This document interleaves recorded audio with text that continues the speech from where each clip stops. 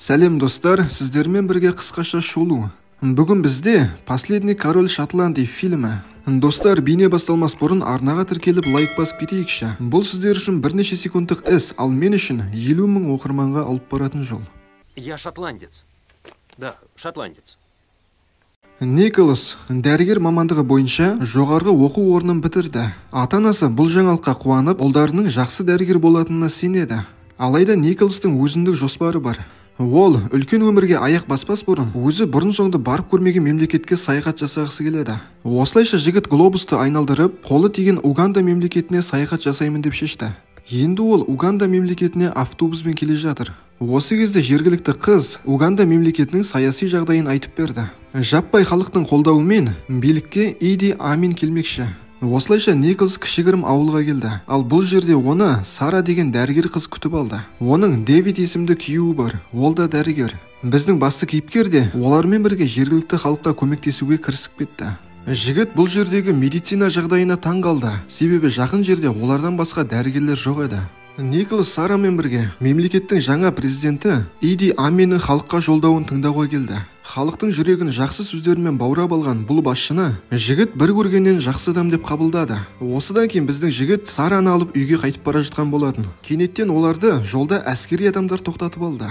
Сөйтсе президенттің көлігі қайтар жолда сиырға соғып, қолынан жарақат алған екен. Сондықтан да президентке бұл дәрігерлердің көмегі қажет. Сонда Николас президенттің қолын тексеріп, оның жарақаты соншалықты ауыр емес екенін айтты. Осылайша жігіт Аминнің қолын орап жатып, оған дәрігерлік кеңесін бергісі келді. Сонда жаны қиналып жатқан сиырды Николас шыдамай президенттің пистолетімен атып тастады. Жігіттің бұлай жасағаны Аминді селт еткізді. Және әңгіме барысында жігіттің шотландиялық екенін біліп, президент бұл мемлекетті қатты сыйлайтынын айтты. Және президент Николастың Шотландия деген футболкасын өзінің әскери киіміне ауыстырып алды. Сөйтсе Амин футболканы өзінің балдарына сыйламақшы. Келесі күні Николас президенттің жіберген лимузинімен Астанаға жол тартты. Амин оны мемлекеттің денсаулық министрі әрі өзінің жеке кеңесшісі Иона Васовамен таныстырды. Президент жігіттен өзінің жеке дәрігері болуды сұрайды. Сонда Николас бас тартқысы келгенімен Аминнің жылы жүзіне қарап, бұл іске келіседі. Осыдан кейін жігіт түрлі шенеуліктер жиналған кеште болды. Осы жерде жігіт Ұлыбританияның елшісі Найджел Столспен танысты. Алайда біздің батыр бұл елшіні бір көргеннен жақтырмай қалды. Ал түнде президенттің денсаулығы нашарлап, Николас дереу оған көмекке келді. Сөйтсе президенттің ішіне жай ғана газ жиналып қалған екен. Және осы жерде жігіт үлкен ауруханада бас дәрігер болатынын естіді. Ал мемлекетте бұрынғы президенттің адамдарына жаппай іздеу салынып, қолға түскендері Аминнің бұйрығымен аяусыз өлтірілуде. Алайда Николас бұл нәрсеге аса мән бермеді, себебі ол жаңа шаруаларына кірісіп кетті. Бұл жердегі оның серіктесі Джунджу есімді дәрігер. Бір күні осы жерде ол Стоунсты жолықтырып қалды. Николас Аминге қатты жақын болғандықтан, елші одан түрлі ақпараттар білгісі келеді. Алайда жігіт оған мүлдем мән бермеді. Осылайша уақыт өте келе президенттің өзінің жаңа дәрігеріне көңілі толды. Ал министр Васованың істеп жүрген тірліктері жігіттің күдігін тудырады. Ал қаланың ішінде Аминнің жақтастары мен бұрынғы президенттің адамдарының арасында түрлі қақтығыстар жиі орын алады. Келесі кадрда Николас Аминнің үшінші әйелі Кеймен танысты. Оның баласы эпилепсия ауруымен ауырады екен. Сонда дәрігер алғашқы көмек көрсетіп, бұл баланы ауруханаға апару керек дегенде, Кей бірден қарсы болды. Себебі әкесі оған рұқсат бермейді.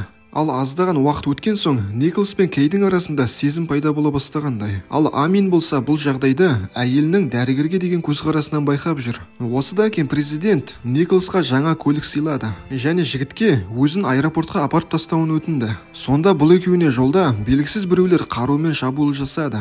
Құдай сақтағанда екеуі де аман қалды. Осыдан кейін Амин өзінің дәрігеріне мен түсімде өлетін сәтімді көрдім. Және оған дейін өзімнің тірі болатыныма сенімдімін дейді. Келесі кезекте президентке шабуыл жасаған адамдар ұсталып, олардың жазасы берілді.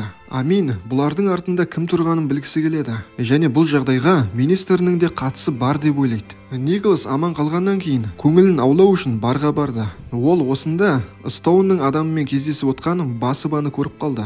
Және жігіт дереу көрген нәрсесін Аминге айтып берді. Алайда бұл жағдай үшін президент өзінің министрін аяусыз өлтіреді деп ойламаған еді. Осыдан кейін Стоун тағы да Николастың мазасын ала бастады. Алайда Николастың онымен сөйлесуге мүлдем құлқы жоқ. Келесі күні жігіт министрдің орнында басқа адам отырғанын көріп, жағдайдың ушығып бара жатқанын түсінеді.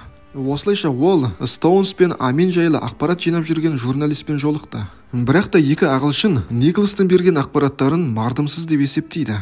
Жағдайдың шиеленісіп, онымен қоса өзінің өміріне де қауіп төніп тұрғанын сезген Николас Аминге көп ұзамай еліне қайтатынын айтты. Алайда президент бұл нәрсеге жол бермейтінін бірден ескертті. Осыдан кейін Аминнің бүкіл жақындары жиналған көңілді кеш орын алды. Ал президент өзінің дәрігерінің көңілін көтеру үшін оны қыздарымен таныстырды.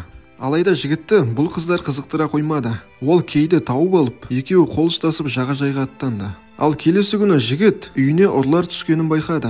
Бір қызығы, ұрылар ешқандай да құнды затқа тиіспей, Шотландия құжатын алып, орнына Уганда құжатын тастап кеткен. Осылайша басы қатып кеткен бала еліме қайтуға көмектесші деп Стоунға келді. Сонда ағылшын елшісі: "Сен маған Аминді өлтіруге көмектесетін болсаң, мен саған қол ұшымды беремін" дейді. Себебі бұл президент батыс елінің басшыларына мүлдем ұнамайды және жігітті көндіру үшін Аминнің жазықсыз өлтірген адамдарының суретін көрсетті. Алайда жігіт нақты жауабын айтпады. Ол Кеймен кездесуін әлі де жалғастыруда. Ал біздің диктатор мырза жан-жағының барлығы сатқындар екенін сезеді. Және де ол өзінің мемлекетінен бүткіл Азия адамдарын қуып шығуда. Ал бұл жағдайға Николас араласқысы келгенде оны қуып жіберді.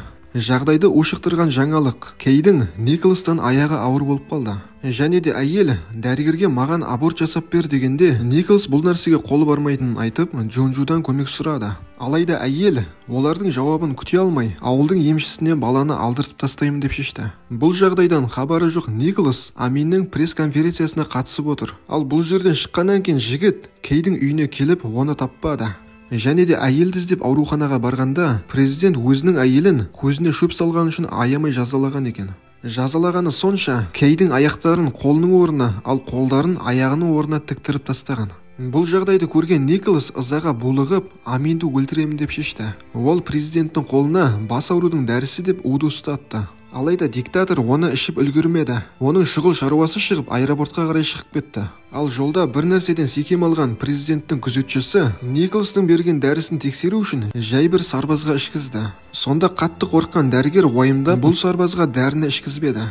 Осылайша Николастың арам ойы әшкере болды. Ал Амин оның кеудесін темірмен керіп төбеге асып қойды. Ал жігіт есінен танғанда оны жалғыз тастап кетті. Және осы кезде жігітке Джонджу көмек қолын созды. Ол жігіттің жарасын танып, қанын тоқтатып, аэропортқа қарай аттандырып жіберді. Және жігітпен қоштаспас бұрын Джонджу Угандада болып жатқан оқиғаны әлемге жария етуін өтінді. Осылайша Николас көптеген адамның арасынан көрінбей, еліне аман-есен қайтты. Ал Джонджуды сатқындығы үшін Аминнің күзетшілері өлтіріп тастады.